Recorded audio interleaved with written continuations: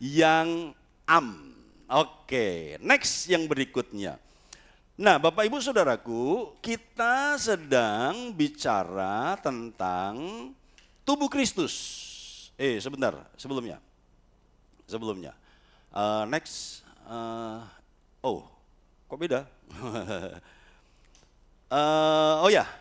Kita baca ayat dulu. Oke, kita baca betul. Oke, lanjut. Kita baca ayat dulu, Efesus 1 ayat 22. Ini sudah kita baca minggu lalu ya. Efesus 1, 22, 23. Mari baca sama-sama 23. Dan segala sesuatu telah diletakkannya di bawah kaki Kristus, dan dia telah diberikannya kepada jemaat sebagai kepala dari segala yang ada. 23. Jemaat yang adalah tubuhnya, yaitu kepenuhan dia yang memenuhi semua dan segala sesuatu. 1 Korintus 12 ayat 27, 23. Kamu semua adalah tubuh Kristus dan kamu masing-masing adalah anggotanya. Kolose 1, 17, 18, 23. Ia ada terlebih dahulu dari segala sesuatu dan segala sesuatu ada di dalam dia.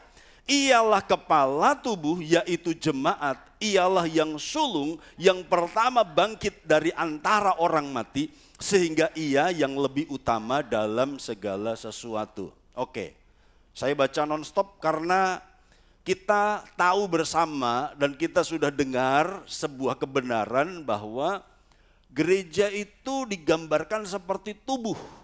Ya.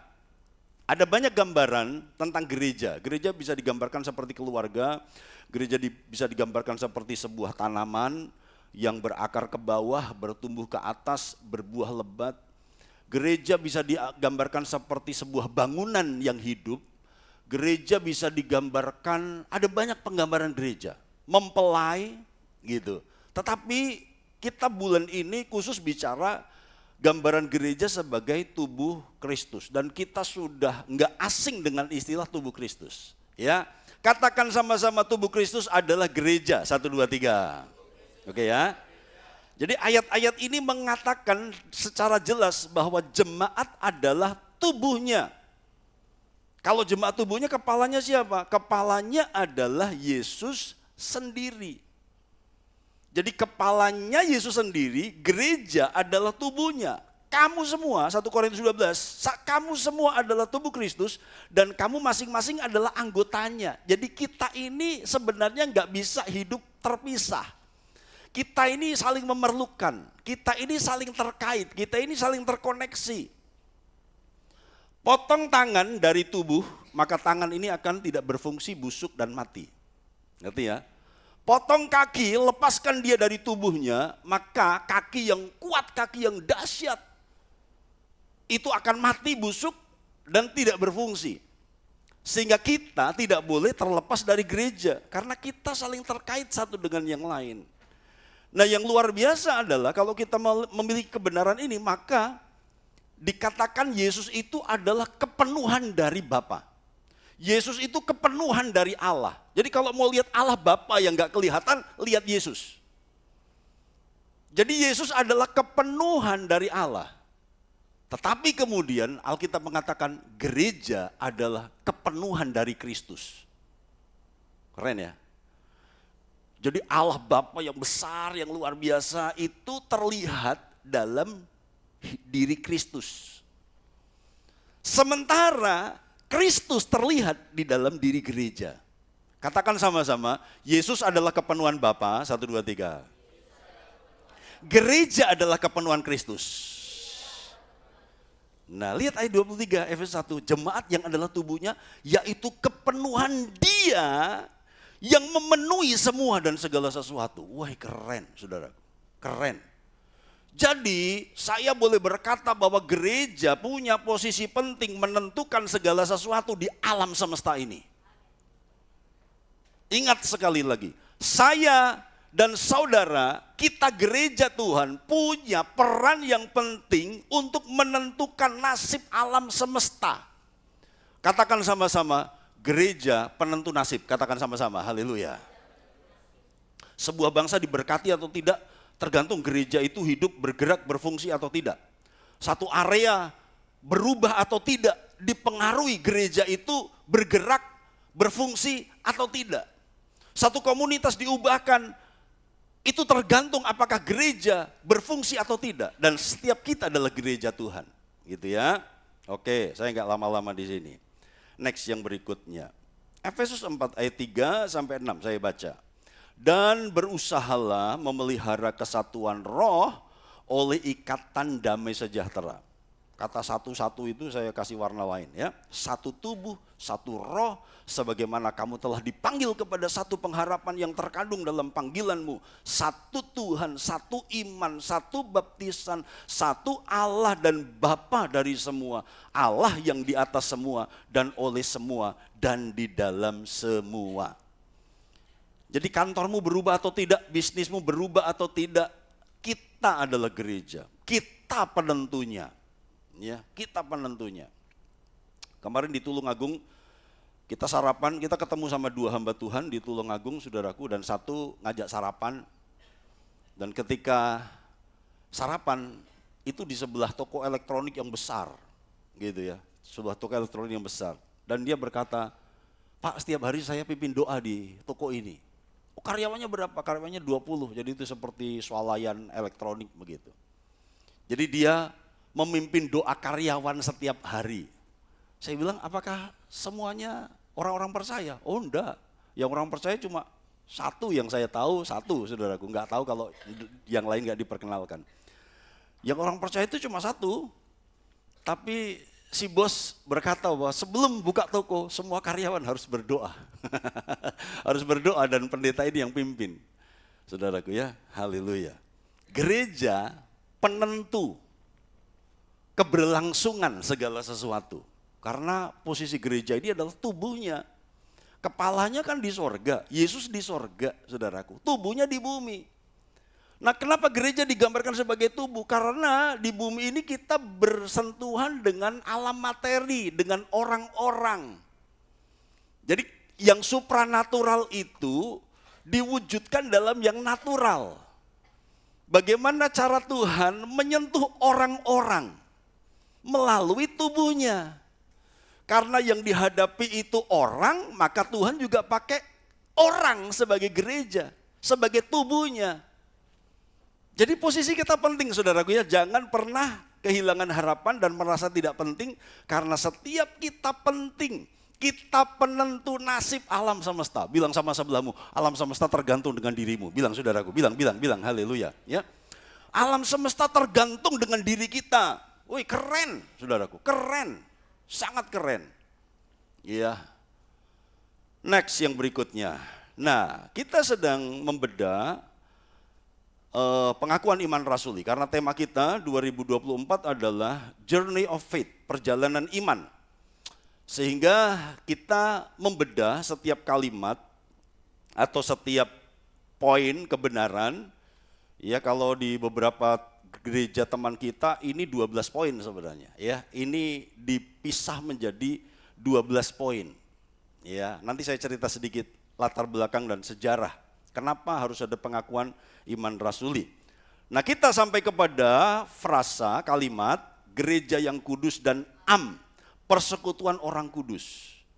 Jadi bulan ini temanya iman dan tubuh Kristus. Nah, saya percaya ada banyak orang yang setiap minggu membaca, mengucapkan pengakuan iman rasuli tapi tidak ngerti itu apa.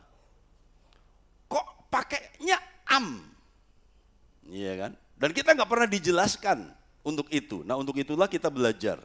Gereja yang kudus dan Kayaknya nggak ada di bahasa Indonesia. Bapak Ibu kalau buka KBBI, itu pengertiannya beda. Iya. Kalau buka Wikipedia, itu bisa amplitudo, itu apa ukuran amplitudo, itu juga bisa penanda waktu, AM, PM, IM, PM, saudaraku. Banyak orang bingung, Pak, saya dulu bingung saudaraku. Kalau jam 12 siang ke bawah itu AM atau PM ya? Kalau di atas jam 12 itu AM atau PM? Kemudian satu orang ngajari gampang. Kalau mau membedakan AM, PM itu, AM itu ademen. Haleluya, puji Tuhan ya. Berarti itu di bawah jam 12 siang gitu ya. Kalau PM panas men, haleluya gitu ya. Berarti itu jam 12 ke atasnya gitu ya. Jadi yang masih bingung bahasa Inggris IM PM, haleluya. IM itu singkatan ademen, haleluya ya. Dan PM itu singkatan panas men, nah gitu ya. Jadi kalau menuliskan kalimat bahasa Inggris jam 1 siang itu pakainya PM, haleluya gitu ya, bukan AM lagi. Oke. Jadi kalau di KBBI saudara AM tuh nggak ada, tidak ada unsur rohaninya artinya. Nah kenapa dalam pengakuan iman Rasul dikatakan gereja yang kudus dan am itu apa? Next yang berikutnya. Saya ingin membandingkan Bapak Ibu Saudaraku, pengakuan iman rasuli antara versi Indonesia dan versi Inggris. Nah perhatikan dari semua, saya nggak akan bahas yang lain, tapi perhatikan yang berhuruf kuning. Gereja yang kudus dan am, rupanya dalam teks pengakuan iman rasuli, Apostles' Creed atau Credo rasuli, ya, rumusan pengakuan iman yang diwariskan dari para rasul, dalam versi bahasa Inggris, maka kata gereja yang kudus dan am itu dipakai the Holy Catholic Church. Dan kita mau belajar sejarah sedikit, saudaraku ya, bahwa kata Katolik di sana ini tidak menunjuk kepada gereja Roma Katolik. Kata the Holy Catholic Church itu tidak mengacu kepada denominasi gereja Roma Katolik. Kok bisa begitu Pak? Penjelasannya seperti apa? Untuk itu kita harus belajar sejarah dulu. Next. Nah, istilah pengakuan iman rasuli itu hanya ada di Kristen, ya, Indonesia, pengakuan iman rasuli. Sementara dalam bahasa Inggris, Apostles' Creed. Jadi credo dari para rasul. Dalam bahasa Latin disebut credo apostolorum gitu, atau credo rasuli. Dan dalam Katolik Roma, di denominasi teman-teman kita dari Katolik Roma, mereka menyebutnya syahadat para rasul. Kalimatnya beda-beda tipis, tetapi intinya sama. Intinya sama. Dan kita harus paham bahwa setiap denominasi itu menciptakan pengakuan iman rasuli versinya sendiri. Dan sebenarnya di Gereja Pantekosta di Indonesia, kita punya pengakuan iman Gereja Pantekosta di Indonesia yang kalimatnya berbeda. Gitu ya. Tapi panjang banget saudaraku, kalau versi GPDI panjang banget ya. Pengakuan iman versi GPDI itu panjang banget. Jadi mohon izin kalau ada pemirsa online yang kebetulan orang GPDI, saya tidak menolak pengakuan, hanya beda kalimatnya kok saudaraku. Ya, hanya beda kalimatnya. Tetapi intinya sama. Katakan sama-sama, yang penting intinya. 1, 2, 3. Ya. Jadi antara Protestan dengan antara Katolik, kalimatnya beda-beda tipis. Tetapi intinya sama. Yang GPDI menjabarkannya lebih panjang, saudaraku, ya. Karena itu orang GPDI ikut banyak panjang-panjang. Haleluya, puji Tuhan ya. Gitu. GPDI mau membreakdown Alkitab menjadi poin-poin yang lebih panjang. Jadi pengakuan iman GPDI ada sendiri, saudaraku, gitu. Tapi kan kita nggak biasa mengucapkannya ya. Cukuplah diwakili lagu ya. Yesus adalah Tuhan, Yesus adalah Raja, Dia akan kembali terwakili dalam lagu-lagu pujian kita, gitu saudaraku ya. Iya, katakan sama-sama, yang penting mantap, katakan sama-sama, haleluya. Bilang sama-sama belahmu, saudaraku ya, yang penting mantap, haleluya. Daripada mengucapkan setiap minggu tapi nggak mudeng. Ayo, coba tanya teman-teman yang setiap minggu biasa mengucapkan iman rasuli, ngerti enggak gereja yang am? Kenapa disebut am? Ada banyak orang baca, ngucapkan, tapi nggak ngerti, nggak mudeng. Jadi mendingan kita nggak pernah ngucapkan, tapi mantep. Haleluya ya. Dan itulah pembelaan diri. Haleluya, puji Tuhan ya. Pembelaan dan pembenaran diri. Puji Tuhan, haleluya. Oke, next. Nah, kenapa pernyataan iman rasuli itu harus dirumuskan. Rupanya sejarahnya itu untuk menangkal ajaran sesat. Jadi saya ingin cerita sejarah sedikit saudaraku ya. Ini 2000 tahun, kan gereja ini sudah 2000 tahun saudaraku. Nah setelah Yesus naik ke surga, ajaran Yesus itu diteruskan oleh para rasul hanya secara lisan. Alkitab Perjanjian Baru belum ada. Jadi para rasul saat itu kalau khotbah, ya berdasarkan pengalamannya dengan Yesus. Enggak ada, kita buka Matius belum ditulis. Lukas belum ditulis, Markus belum ditulis. Jadi ketika Yesus naik ke surga, ajarannya diajarkan oleh para rasul secara lisan.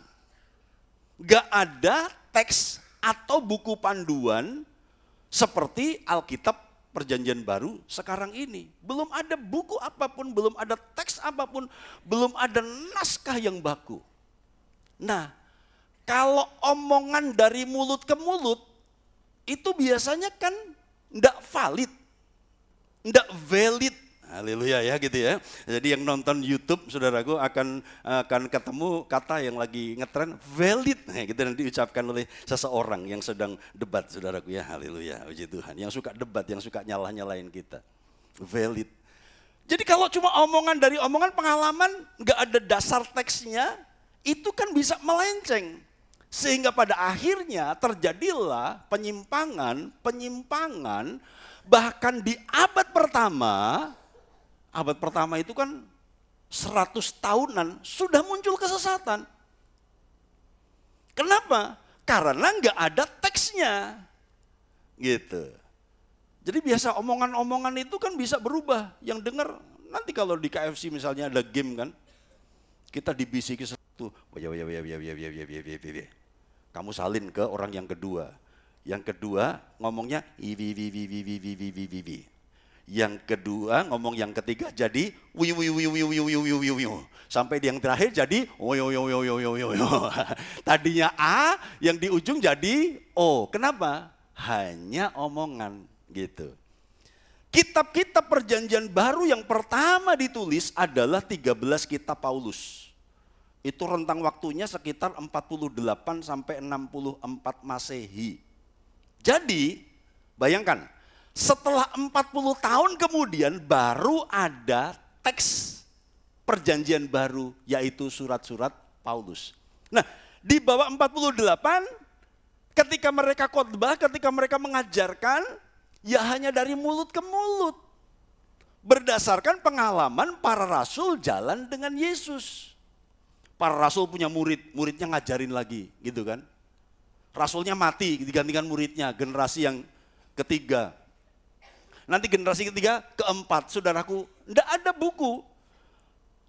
Kemudian muncul Injil Markus sekitar tahun 60 sampai 75 Masehi. Baru ada Injil, tapi itu masih tersebar. Paulus nulis sendiri, kemudian Markus nulis sendiri, itu kan berseliweran, tulisan itu berseliweran, belum disatukan dalam buku Perjanjian Baru. Saya harap kita mulai mudeng. Jadi wajar kalau kesesatan, penyimpangan itu mulai terjadi. Ajaran yang beredar mulai berbeda dengan yang rasul ajarkan. Kenapa? Karena enggak ada panduan teksnya. Ngerti ya saudaraku? Injil Markus saja baru ditulis sekitar antara rentang waktu 60 sampai 75 Masehi. 60 tahun jalan saudaraku tanpa panduan. Nah kemudian tulisan-tulisan yang beredar ini disatukan, dirapatkan oleh gereja awal untuk menjadi 27 kitab Perjanjian Baru. Nah saya nggak akan ke sana karena itu sejarah yang lain lagi, proses kanonisasi gitu. Next yang berikutnya. Nah perhatikan nih, ini pembukaan kitab Lukas. Injil Lukas, Lukas 1 ayat 1. Theophilus yang mulia, artinya Lukas nulis untuk seseorang yang bernama Theophilus. Theophilus yang mulia. Banyak orang telah berusaha menyusun suatu berita tentang peristiwa-peristiwa yang telah terjadi di antara kita. Seperti yang disampaikan kepada kita oleh mereka yang dari semula adalah saksi mata dan pelayan firman. Karena itu, setelah aku menyelidiki segala peristiwa itu dengan seksama dari asal mulanya, aku mengambil keputusan untuk membukukannya dengan teratur bagimu. Tujuannya apa? Supaya engkau dapat mengetahui bahwa segala sesuatu yang diajarkan kepadamu sungguh benar. Makanya tulisan itu adalah warisan, saudaraku ya. Haleluya. Bu Grace ini, waduh, saudaraku, etos nulisnya luar biasa, ya. Bagaimana dengan kita? Ya. Bilang sama sebelah, kamu kayaknya sibuk nulis status. Bilang saudaraku, bilang saudaraku. Haleluya. Puji Tuhan. Ya enggak apa-apa. Kalau statusnya memberkati, why not? Saudaraku, begitu ya. Katakan sama-sama, tulisan adalah warisan. 1, 2, 3. Haleluya. Ya. Jejak digital itu, waduh, berarti banget gitu. Lihat, kalau enggak ada Lukas, maka kita enggak pernah ngerti runutan pelayanan Yesus. Nah, Lukas menyadari bahwa banyak orang nih sudah nulis. Jadi di zaman itu banyak beredar tulisan-tulisan tentang kehidupan dan pelayanan Yesus. Lukas terbeban.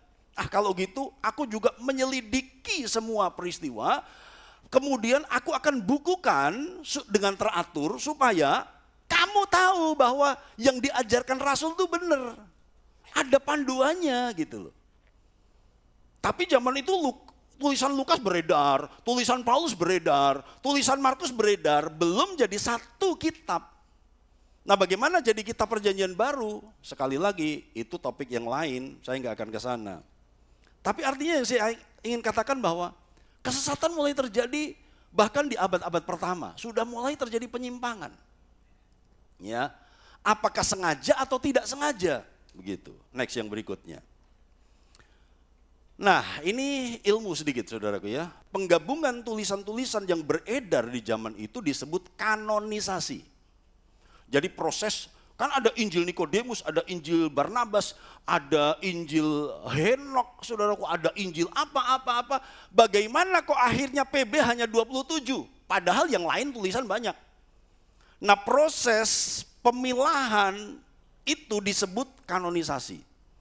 Nah, tulisan-tulisan yang ditulis di atas tahun 100 tidak masuk kanon. Jadi kalau ada Injil Nikodemus, ada Injil Barnabas, ada Injil A, B, C, D, E, itu biasanya tulisan-tulisan yang salah satunya kualifikasinya adalah itu sudah ditulis 100 tahun ke atas. Di atas tahun 100 itu sudah nggak bisa masuk kanon. Pasti syaratnya banyak saudaraku untuk sebuah kitab. Jadi kalau hari ini kita masih mau memperdebatkan PB, kita masih mau memperdebatkan Alkitab, saudaraku, perjanjian baru, kalau kita masih berdebat itu dipalsukan bla bla bla, itu sudah berlangsung 2000 tahun yang lalu dan kita harus kembali ke sana. Susah, saudaraku. Susah. Apalagi PL, kalau PL digugat, saudaraku. Pada zaman Yesus, PL sudah jadi. Kita mau gugat PL. Perjanjian lama, 5.000 tahun yang lalu, saudaraku, ribuan tahun yang lalu, jauh di atas Yesus. Itu jadi ketika Yesus, PL itu sudah, perjanjian lama itu sudah dikanonisasi, sudah jadi kitab. Sudah ditetapkan oleh rabi-rabi bahwa ini adalah kitab perjanjian lama. Gitu saudaraku. Ya. Nah, jadi untuk menangkal kesesatan itu, maka ditulislah kitab-kitab itu. Next. Nah, kita kembali kepada pengakuan iman rasuli. Nah, pengakuan iman rasuli yang kita sedang pelajari ini, sebelum kita ke kata am tadi ya, rumusan ini dipercaya sudah berasal sejak abad pertama, yang kemudian mengalami perubahan-perubahan pengkalimatan. Jadi ada yang percaya bahwa sebenarnya ini 12 poin ini ada yang tafsiran, ini hanya tafsiran. 12 poin pengakuan iman rasuli ini adalah masing-masing rasul, 12 rasul itu mencetuskan satu kalimat, katanya gitu ya, saudaraku. Ya benar apa enggak, saudaraku, nanti kita tanya di surga gitu ya. Itu katanya ya, disinyalir, diduga. 12 poin itu berasal dari 12 rasul yang masing-masing mencetuskan satu kalimat, katanya. Ya. Dan yang jelas ada perubahan-perubahan pengalimatan. Sampai kebanyakan gereja Protestan hari ini memakai yang kita tampilkan tadi. Jadi versinya banyak ya. Setiap denominasi memiliki pengkalimatan yang berbeda tetapi intinya sama, yaitu intisari ajaran Alkitab. Jadi Alkitab itu kalau diperas gitu, jadi poin-poin di pengakuan iman rasuli. Nah memang 12 poin, GPDI nggak puas saudaraku, mesti ditambahi. Wah gitu, dijabarkan lagi, tambah 20 saudaraku, haleluya ya. Nanti kalau muncul gereja lain lagi nggak puas, tambahi lagi, podo karo Alkitab, akhirnya gitu saudaraku ya. Begitu ya, podo karo Alkitab gitu, maksudnya begitu. Jadi setiap denominasi memiliki pengalimatan yang berbeda tetapi intinya sama. Oke. Nah sekarang kita kembali kepada bagian ini. Apa maksudnya gereja yang kudus dan am? The Holy Catholic Church. Jadi sebenarnya tidak salah ketika kita berkata bahwa semua gereja itu Katolik. Tidak salah secara etimologi. Secara arti kata kita nggak salah, semua gereja itu Katolik. Itu betul. Karena kata Katolik di situ tidak menunjuk kepada denominasi Roma Katolik. Next. Artinya dalam pengakuan iman rasuli, kata am itu diterjemahkan dari kata Katolik. Sekali lagi, ini tidak menunjuk kepada denominasi Roma Katolik. Ternyata kata Katolik berasal dari bahasa Yunani yaitu Katolikos, yang berarti universal, menyeluruh atau umum. Katakan sama-sama, Katolik artinya universal. 1, 2, 3. Nah denominasi Katolik itu baru muncul di abad 16. Ini sudah dipakai sejak awal. Kata Katolik ini sudah dipakai sejak awal. Denominasi Katolik muncul, Katolik Roma muncul untuk membedakan antara Katolik Roma dan Protestan, kan gitu. Itu baru muncul di abad 16. Artinya ketika kata Katolik masuk di pengakuan iman rasuli, itu sekali lagi tidak menunjuk kepada denominasi Roma Katolik. Karena Katolik itu artinya artinya universal, artinya umum, artinya menyeluruh, tidak dibatasi perbedaan-perbedaan apapun. Nih, next yang berikutnya, saya cerita. Tahun 1054 terjadi perpecahan gereja barat dan gereja timur. Jadi di tahun 1054 perpecahan gereja sudah terjadi. Jadi bukan hanya sekarang. Gereja barat itu berkedudukan di Roma. Gereja timur berkedudukan di Konstantinopel. Pisah. Kenapa bisa? Beda tafsiran, beda pemahaman, dan biasa seperti yang terjadi hari-hari ini. Nah tetapi perpisahan itu keduanya tetap mengakui sebagai gereja Katolik. Sebagai gereja yang tetap satu, umum, universal. Supaya nggak tegang bilang, ojo bingung, haleluya. Ya katakan haleluya. Kalau bilang sama sebelah, nek bingung ojo ngantuk, bilang saudaraku, bilang yuk haleluya ya, jangan ngantuk ya.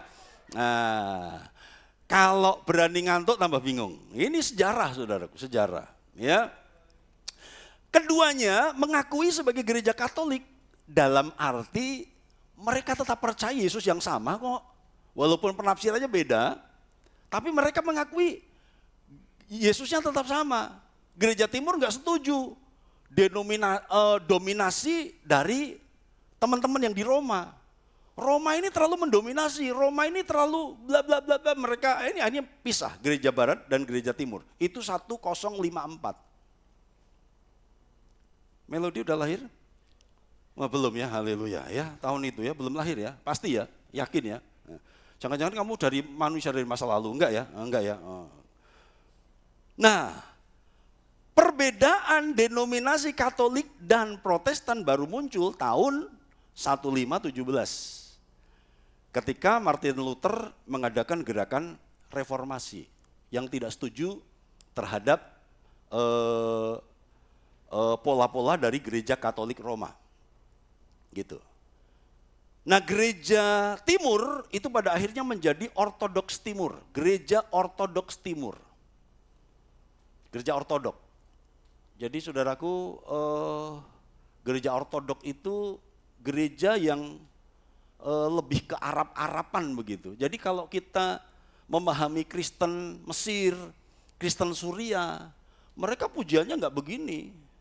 Iya, ini produk Barat, ini produk Amerika, gaya pujian seperti kita ini produk Amerika. Karena Kristen masuk ke Indonesia dari negara-negara Barat, jadi pakai dasi, pakai jas, itu gaya Eropa. Tapi kalau Kristen Timur Tengah, Kristen Suria, Kristen Mesir, saudaraku, itu ortodok. Mereka pujiannya terbangan, saudaraku. Perdamaian, cak ding ding cak, ding ding cak gitu. Mereka pakai jilbab, mereka pakai salib gede, saudaraku. Jadi sebenarnya jilbab itu budaya Arab sebenarnya, ya, budaya Arab. Karena orang Kristen ortodok pun itu juga pakai jilbab, gitu. Jadi kalau satu kali kita mendengar orang seperti sholawat begitu, saudaraku, itu belum tentu teman-teman Muslim itu bisa Kristen Timur, bisa Kristen ortodok, gitu. Nah, Bapak Ibu, perbedaan denominasi Katolik dan Protestan itu baru muncul abad 16. Gitu ya, abad 16. Dan pengakuan iman rasuli sudah muncul sebelum abad 16. Jadi itu menjelaskan bahwa kata Katolik di sana itu artinya satu, itu artinya esa, itu artinya universal, artinya menyeluruh. Next yang berikutnya. Nah, artinya sekarang kita paham begini, gereja yang itu sama dengan gereja universal, menyeluruh, umum, satu, gereja yang satu, tidak dibatasi golongan tertentu. Jadi gereja beda tempat, itu gereja yang Gereja di Magelang dengan gereja di Jogja itu Gereja Indonesia dengan gereja di Afrika itu Di pemandangan Tuhan, Tuhan tetap melihat semua ini adalah tubuhku. Gitu ya, ngerti ya? Beda waktu. Orang-orang yang sudah mati, yang percaya Yesus dengan kita yang masih hidup, ini gereja yang satu, ini Ini tetap tubuh Kristus. Beda suku, gereja Nias, gereja Batak, gereja Jawa, gereja Toraja, gereja Bali, gereja Pasundan, ini Semuanya satu tubuh. Katakan sama-sama, dahsyat gereja Tuhan. Katakan, saudaraku. Beda denominasi, GPDI, GBI, HKBP, saudaraku, GPIB, apalagi saudaraku, GBI, apalagi, saudaraku. Ya, Gemim, saudaraku. Wah, Gemim itu apa? Gereja Masehi Injili Minahasa. Ya. Iya, Gemit. Wah, Gemit. Wah, apalagi Gemit. Iya. Ada gereja Amin di Nias, beda denominasi. Ini gereja yang Selama gereja-gereja itu percaya bahwa Yesus adalah satu-satunya juru selamat, ya, Yesus adalah Tuhan, pengakuan imannya sama, Alkitabnya sama. Hanya beda penafsiran saja, itu tetap gereja yang Beda umur. Kalau ada gereja anak misalnya, jadi ada mungkin satu kali nanti akan ada gereja yang gak ada jemaat orang tuanya. Jemaatnya itu sekolah minggu semua gitu, saudaraku. Itu gereja saudaraku, ya. Jadi gereja lansia di Panti Jompo dengan gereja anak, saudaraku, itu gereja yang Haleluya. Beda umur. Puji Tuhan. Beda gender, beda suku, saudaraku. Beda marga, itu gereja yang Beda cara ibadah, beda tingkat ekonomi, beda tingkat pendidikan, bahkan beda penafsiran. Asal Alkitabnya satu deh. Asal kita tetap percaya bahwa Yesus adalah Tuhan. Itu saja, saudaraku. Itu adalah gereja yang Yang mengerti katakan amin. Haleluya. Jadi gereja yang itu artinya gereja dari sudut pandang Tuhan. Bukan gereja dari sudut pandang manusia. Kalau kita kan beda, GPDI sama GBI beda. Gitu. GPDI sama GKJ beda. Ya memang beda. Perbedaan tidak bisa disamakan. Katakan sama-sama, perbedaan adalah fakta. 1, 2, 3. Katakan lagi, jangan pernah menyamakan perbedaan. 1, 2, 3. Perbedaan itu kehendak Tuhan. Jadi yang beda nggak bisa disamakan, gitu. Nah itulah tantangannya, bagaimana dalam perbedaan kita tetap harus jadi satu. Saya sama Bu Febe beda, Bapak Ibu mau nyamakan saya sama Bu Febe, nggak akan bisa, itu semua yang sia-sia, nggak akan pernah bisa. Saya nggak akan pernah bisa sama, tetapi selalu bisa bersama. Haleluya, puji Tuhan ya. Coba bilang sama sebelahmu, kita nggak pernah bisa sama, tetapi selalu bisa bersama. Katakan haleluya, puji Tuhan. Kita nggak pernah bisa sama, tapi hanya selalu bisa bersama. Tubuh pun beda-beda kan, nggak mungkin saudaraku. Coba angkat tanganmu, katakan sama-sama. Untung bukan jempol semua, katakan saudaraku, haleluya ya. Untung bukan jempol semua, untung bukan jentik semua, haleluya, puji Tuhan. Untung bukan kelingking semua, untung beda, haleluya. Kecantikan, kegantengan kita berasal dari banyak hal yang berbeda dalam hidup kita. Kita kadang-kadang ngeluh dan kita jengkel dengan perbedaan teman kita yang jengkelin, saudaraku. Oh, teman kita yang resek, saudaraku. Perbedaan itu penting. Iya, haleluya. Puji Tuhan. Jadi saudaraku, ini gereja yang am. Next yang berikutnya. Matius 12:48. Tetapi jawab Yesus kepada orang yang menyampaikan berita itu kepadanya. Siapakah ibuku? Dan siapa saudara-saudaraku? Jadi ini kan Yesus lagi pelayanan, tiba-tiba dapat memo. Yesus, kamu dicari ibu tuh, dicari mama tuh di depan, di luar. Tuh, kamu dipanggil. Gitu. Siapa ibuku? Siapa saudara-saudaraku? Lalu katanya sambil menunjuk ke arah murid-muridnya. Ini ibuku dan saudara-saudaraku. Artinya murid Yesus ada yang lebih tua, ya. Jadi Bapak Ibu jangan sungkan kalau digembalakan oleh orang yang lebih muda, gitu. Karena Yesus pun ketika melayani, dia nunjuk kepada murid-muridnya, dia berkata, ini ibuku. Gak mungkin kan kalau misalnya saya Yesus, kemudian murid-murid ini murid-murid Yesus, gak mungkin saya tunjuk melodi, ini ibuku. Gak mungkin saudaraku, gak mungkin kan. Ketika Yesus menunjuk ini ibuku, pasti dia nunjuk orang yang lebih tua. Ya. Jadi jangan gengsi digembalakan orang yang lebih muda. Ya, karena murid Yesus pun ada yang lebih tua dari Yesus. Ini ibuku, ini saudara-saudaraku. Sebab siapapun yang melakukan kehendak Bapakku di sorga, dialah saudaraku laki-laki, dialah saudaraku perempuan, dialah ibuku. Katakan sama-sama, kita bersaudara dalam Tuhan. Haleluya ya. Dalam Kristus kita bersaudara. Bapak Ibu Saudaraku, saya ingin jemaat Karisma memahami kebenaran ini sehingga kita tidak perlu mencaci maki, kita tidak perlu mengkritik gereja lain, asal dia tetap melakukan kehendak Bapa, percaya bahwa Yesus Kristus adalah Tuhan. Haleluya. Walaupun hari ini repotnya ada beberapa kelompok yang dianggap Kristen, dimasukkan ke golongan Kristen, tetapi tidak percaya Yesus adalah Tuhan. Nah itu repot saudaraku ya. Itu repot. Jadi tidak semua yang dianggap Kristen oleh masyarakat itu sebenarnya seiman. Itu repot juga saudaraku. Ya saya nggak usah bicara lebih lanjut lah. Next yang berikut. Nah sekarang lihat. Saya ingin menjelaskan ada gereja lokal, ada gereja universal. Kita hampir selesai. 1 Korintus 1 ayat 1 sampai 3. Dari Paulus, ini pengantar surat Paulus. Dari Paulus yang oleh kehendak Allah dipanggil menjadi Rasul Kristus Yesus, dan dari Sostenes saudara kita. 2. Kepada jemaat Allah di Korintus, ini gereja lokal. Gereja di Kalinegoro, GPDI Karisma, ini gereja lokal.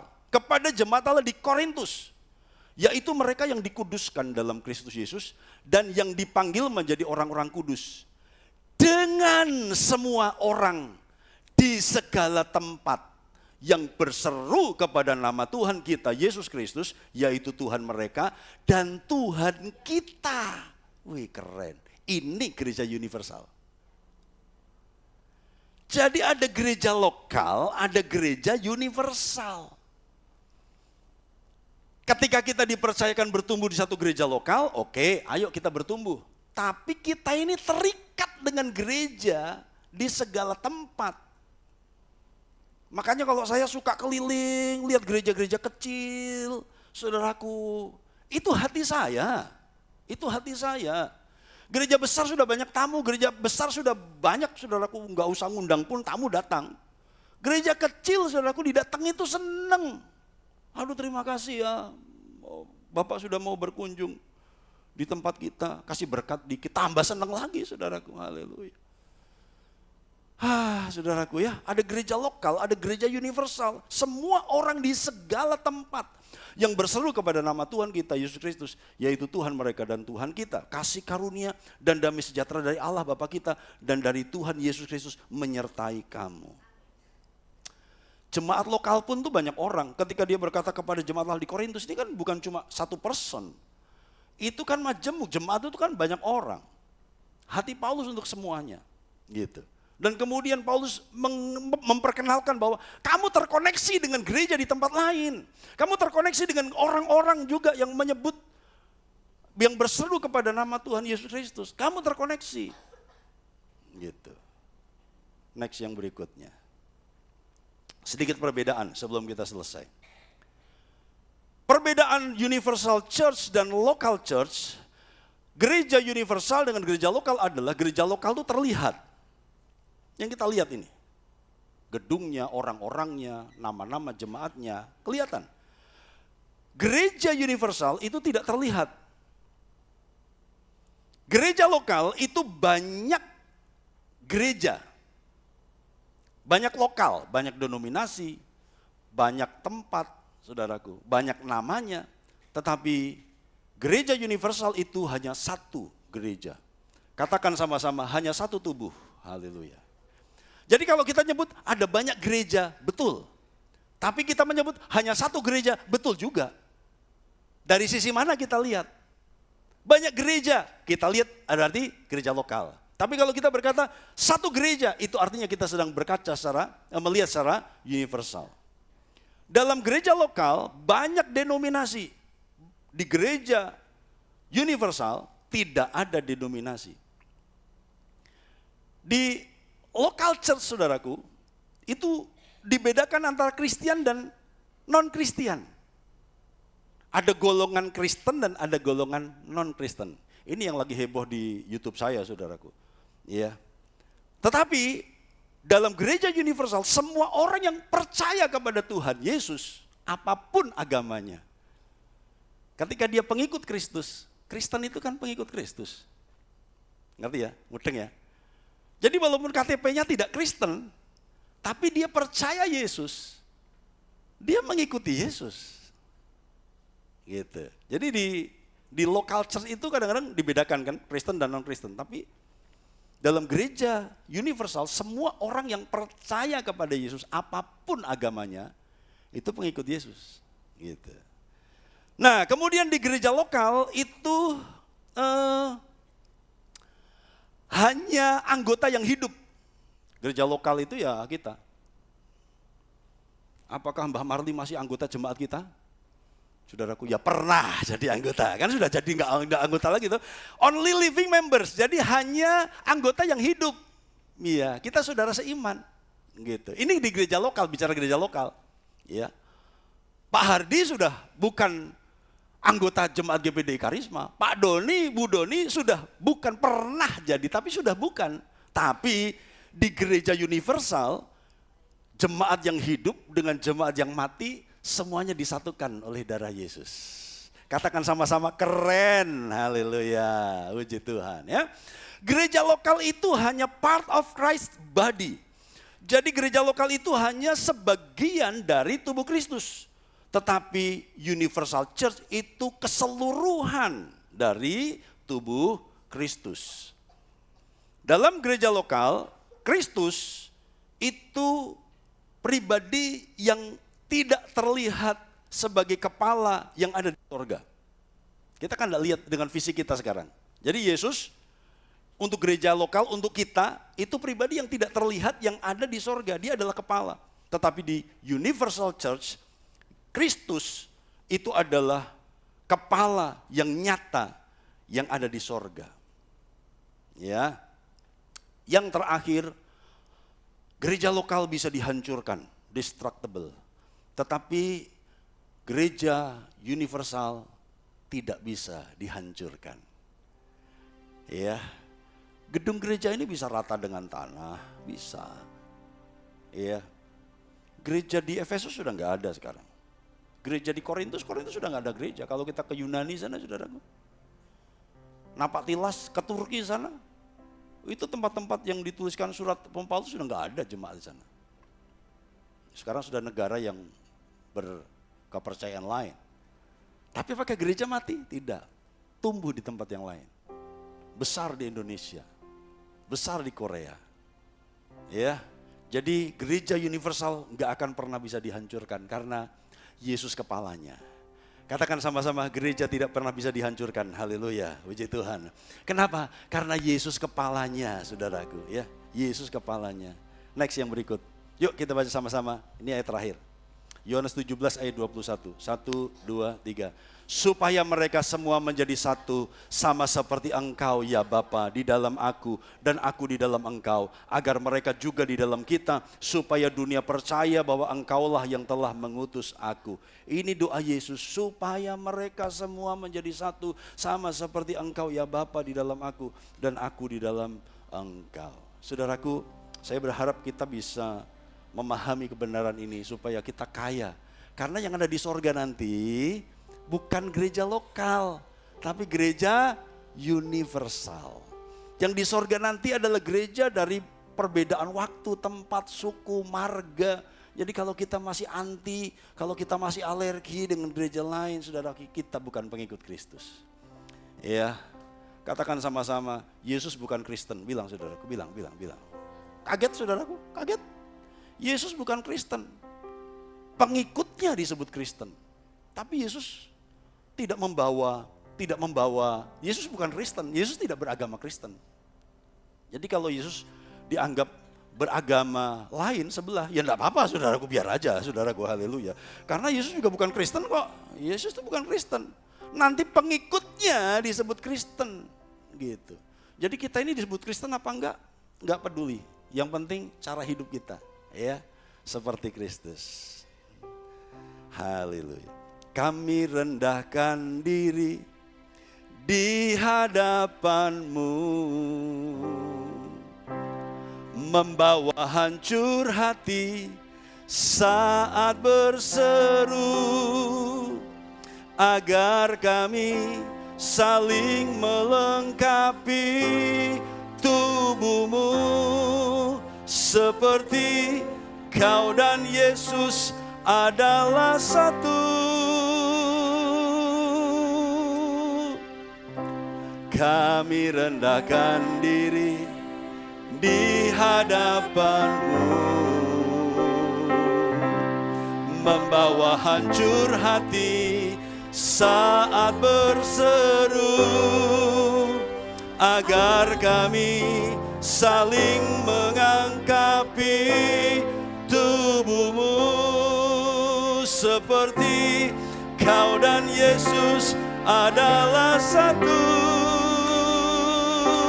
Jadikan kami satu, seperti kerinduan-Mu, agar dunia tahu bukti nyata dari kasih-Mu. Sebelum kami pergi memberitakan kasih-Mu, mulailah dari kami lebih dulu. Jadikan kami satu.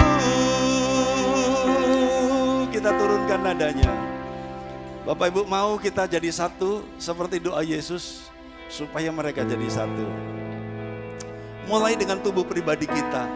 Mari satukan antara tubuh, jiwa, dan roh kita. Ya, ketika hati kita ingin berbuat baik, lakukan dengan tangan kita berbuat baik. Ketika pikiran kita mengatakan hal yang baik, lakukan itu dengan mulut kita juga melakukan hal yang baik. Jangan sampai tubuh kita sendiri tabrakan. Mulai dari keluarga kita, suami dan istri, akui perbedaan. Mulai dari orang tua dan anak, mulai dari menantu dan mertua, akui perbedaan. Jujur saja kita beda, tapi kita tetap bisa bersama-sama. Mulai dengan suami istri, Mulai dengan satu keluarga dengan keluarga yang lain. Mulai dengan satu KFC dengan KFC yang lain yang berbeda satu dengan yang lain. Mulai dengan gereja satu dengan gereja yang lain. Karena Tuhan gak lihat itu semua. Kami rendahkan diri di hadapan-Mu.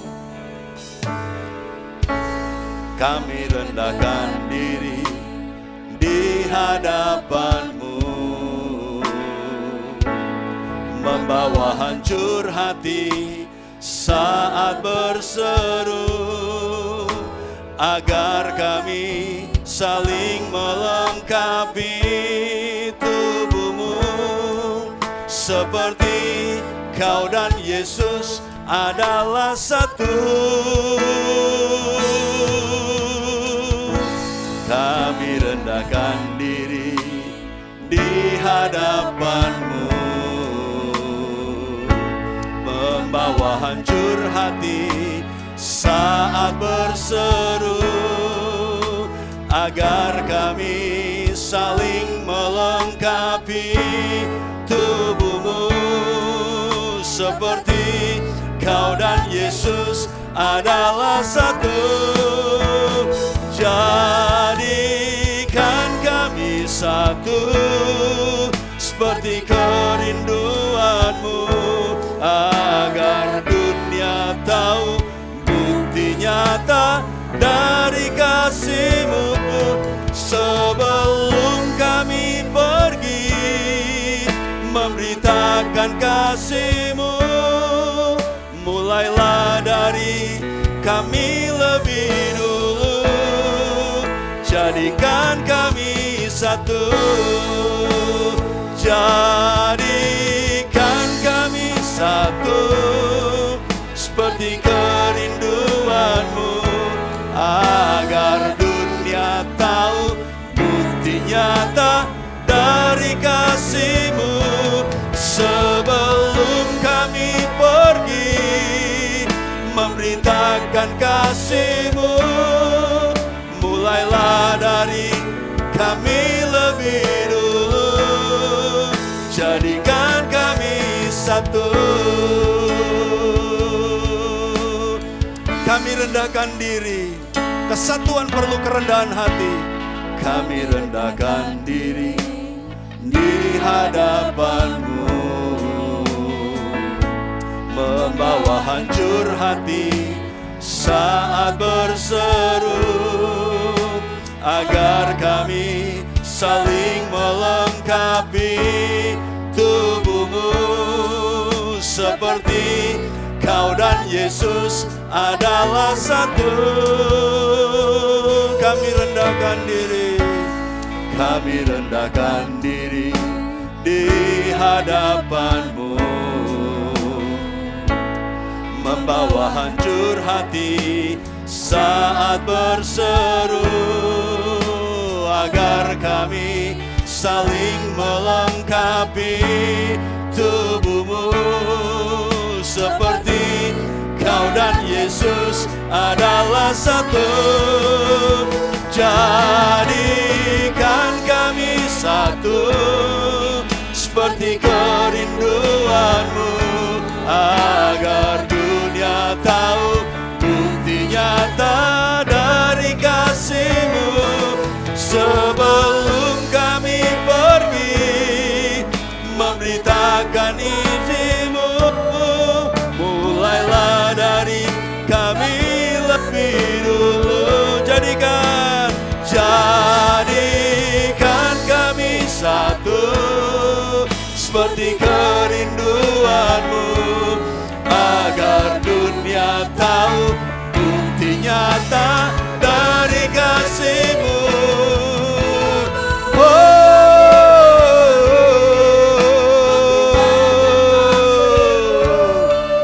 Mulailah dari kami lebih dulu. Jadikan kami satu, seperti kerinduan-Mu, agar dunia tahu bukti nyata dari kasih-Mu. Sebelum kami pergi memberitakan kasih-Mu, mulailah dari kami satu. Sebagai gembala saya memimpikan orang tua dan anak bisa harmonis menjadi satu dalam kasih, dalam perbedaan pandangan. Yang satu gaptek, yang satu suka dengan teknologi. Anak-anak muda, hormati perbedaan antara dirimu dengan orang tuamu. Berbeda visi, orang tua ingin engkau jadi pegawai, tapi engkau ingin bisnis kecil-kecilan. Engkau ingin kerja dari kamar. Kadang-kadang perbedaan-perbedaan ini membuat luka. Ada orang tua yang ngeluh, anakku di kamar terus. Tapi hari ini Bapak Ibu, kita harus mengerti bahwa di kamar pun orang bisa menghasilkan uang. Di kamar pun orang bisa menghasilkan uang. Perbedaan-perbedaan itu seringkali melukai. Orang tua dan anak bertengkar. Menantu dan mertua bertengkar. Karena perbedaan-perbedaan yang tidak bisa disatukan. Kalaupun tidak pernah bisa bersatu, minta kasih Tuhan untuk saling memahami bahwa kita memang berbeda. Antara suami dan istri, hargai satu dengan yang lain. Saya memimpikan semua jemaat karisma, suami dan istri mesra. Suami dan istri bisa saling memahami satu dengan yang lain. Antara karunia yang satu dengan karunia yang lain, bisa saling melengkapi, tidak saling bersaing, tidak ada iri hati. Semuanya berkata bahwa engkau bagian dari pelayananku. Semuanya bagian, engkau adalah bagian dari diriku. Apa yang tidak ada padamu, ada padaku. Apa yang tidak ada padaku, ada padamu. Aku membutuhkan engkau. Mari kita berdiri bersama-sama, kita sembah Tuhan. Tuhan, kami minta roh kesatuan turun atas kami. Kami minta roh kesatuan turun atas kami, Tuhan. Kami minta kasih Tuhan memenuhi kami. Kalau kami berbeda, kami mau mengucap syukur Tuhan. Engkau menciptakan kami berbeda. Engkau tidak pernah bisa membuat kami sama semuanya. Kami minta lawatan-Mu Tuhan, atas tubuh Kristus, atas gereja-Mu, atas tubuh-Mu.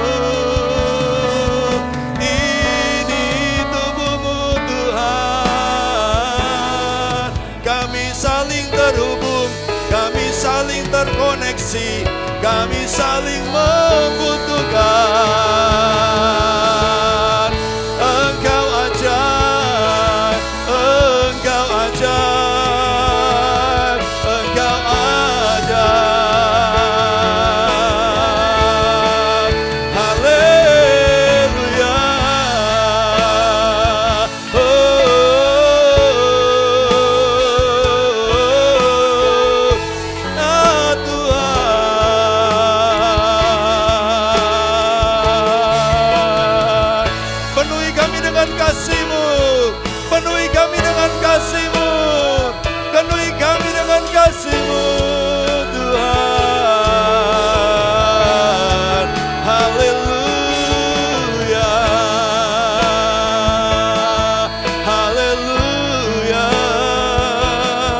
Haleluya.